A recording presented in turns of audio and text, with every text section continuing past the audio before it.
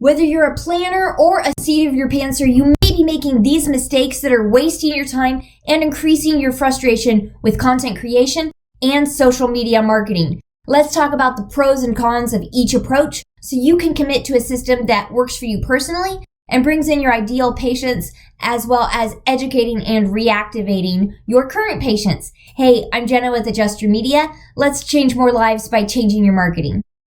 So planners, you're up first. You like to do things in advance and you like to have things scheduled.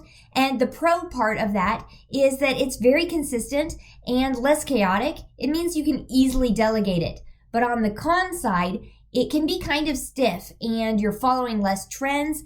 You might not have much spontaneity in your content creation.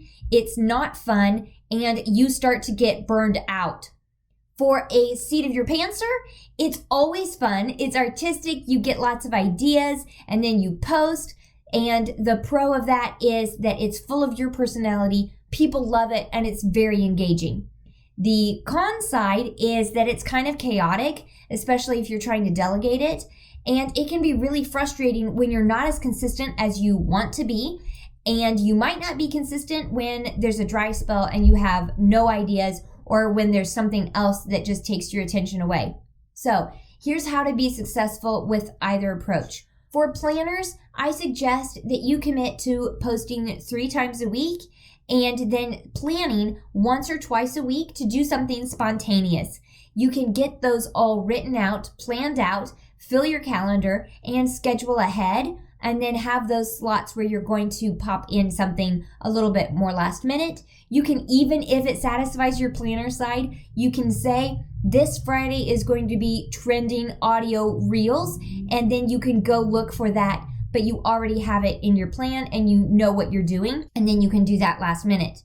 For the pantsers, I still suggest you follow a loose outline. Maybe it is having a topic of the month. Maybe on days you know that it is Motivation Monday or it is Reels on Friday, so that you know what you're doing next. And even if you don't have ideas, you can get inspired by just that structure.